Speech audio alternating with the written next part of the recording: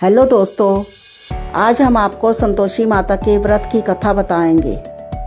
जय संतोषी माँ। शुक्रवार के दिन सूर्योदय से पूर्व उठे और घर की सफाई करने के बाद पूरे घर में गंगा जल छिड़क कर शुद्ध कर ले। इसके पश्चात स्नान आदि से निर्वित होकर घर के ईशान कोण दिशा में एक एकांत स्थान पर माता संतोषी माता की मूर्ति या चित्र स्थापित करें।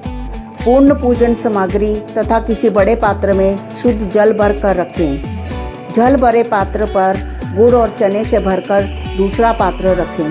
संतोषी माता की विधि विधान से पूजा करें। इसके पश्चात संतोषी माता की कथा सुनें। तत्पश्चात आरती कर सभी को गुड़ चने का प्रसाद बांटें। अंत में बड़े पात्र में भरे जल को घर में जगह जगह छिड़क दें तथा शेष जल को तुलसी के पौधे में डाल दें। इसी प्रकार 16 शुक्रवार का नियमित उपवास रखें। अंतिम शुक्रवार को व्रत का विसर्जन करें। विसर्जन के दिन उपरोक्त विधि से संतोषी माता की पूजा कर 8 बालकों को खीर पूरी का भोजन कराएं तथा दक्षिणा व केले का प्रसाद देकर उन्हें विदा करें। अंत में स्वयं भोजन करें।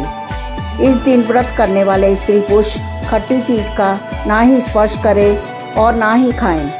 गुड़ और चने का प्रसाद स्वयं भी अवश्य खाना चाहिए।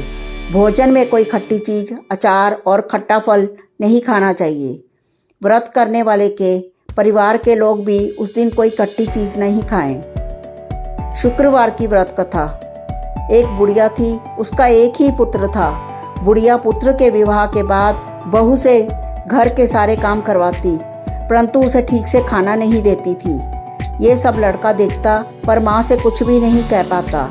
बहू दिन भर काम में लगी रहती, उपले थापती, रोटी रसोई करती, बर्तन साफ करती, कपड़े धोती और इसी में उसका सारा समय बीत जाता। काफ़ी सोच विचार कर एक दिन लड़का माँ से बोला, माँ मैं परदेश जा रहा हूँ। माँ को बेटे की बात पसंद आ गई तथा उसे जाने की आज्ञा दे दी। इसके बाद वह अपनी पत्नी के पास जाकर बोला, मैं परदेश जा रहा हूँ, अपनी कुछ निशानी दे दे। बहू बोली, मेरे पास तो निशानी देने योग्य कुछ भी नहीं है। ये कहकर वह पति के चरणों में गिरकर रोने लगी। इससे पति के जूतों पर गोबर से सने हाथों से छाप बन गई। पुत्र के जाने के बाद सास के अत्याचार बढ़ते गए।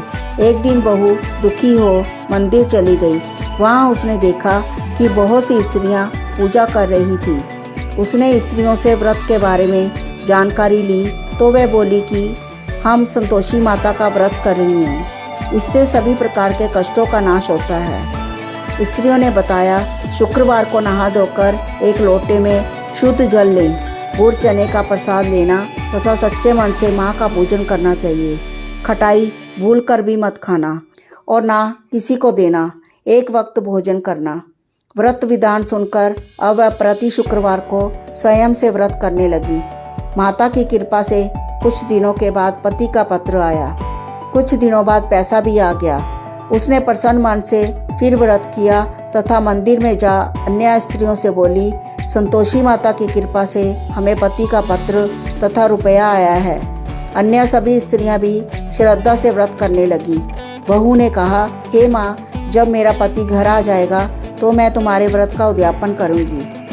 अब एक रात संतोषी माता ने उसके पति को स्वप्न दिया और कहा कि तुम अपने घर क्यों नहीं जाते।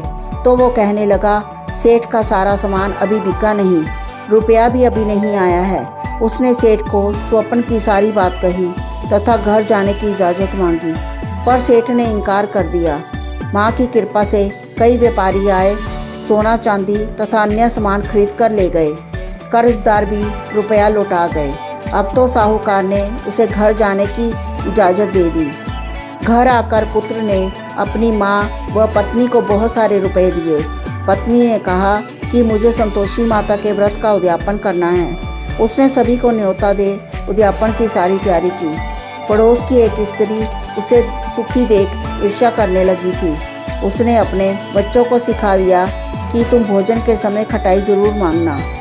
उद्यापन के समय खाना खाते खाते बच्चे खटाई के लिए मचल उठे तो बहू ने पैसा देकर उन्हें बहलाया। बच्चे दुकान से उन पैसों की इमली खटाई खरीदकर खाने लगे तो बहू पर माता ने कोप किया। राजा के दूत उसके पति को पकड़कर ले जाने लगे। तो किसी ने बताया कि उद्यापन में बच्चों ने पैसों की इमली खटाई खाई है। तो बहू ने पुण्य व्रत के उद्यापन का संकल्प किया। संकल्प के बाद वह मंदिर से निकली तो राह में पति आता दिखाई दिया। पति बोला, इतना धन जो कमाया है उसका टैक्स राजा ने मांगा था। अगले शुक्रवार को उसने फिर विधिवत व्रत का उद्यापन किया। इससे संतोषी माँ प्रसन्न हुई। 9 माह बाद चाँद सा सुंदर पुत्र हुआ। अब सास, बहू तथा बेटा माँ की कृपा से आनंद से रहने लगे। संतोषी माता की अनुकंपा से व्रत करने वाले स्त्री पुरुषों की सभी मनोकामनाएं पूर्ण होती हैं।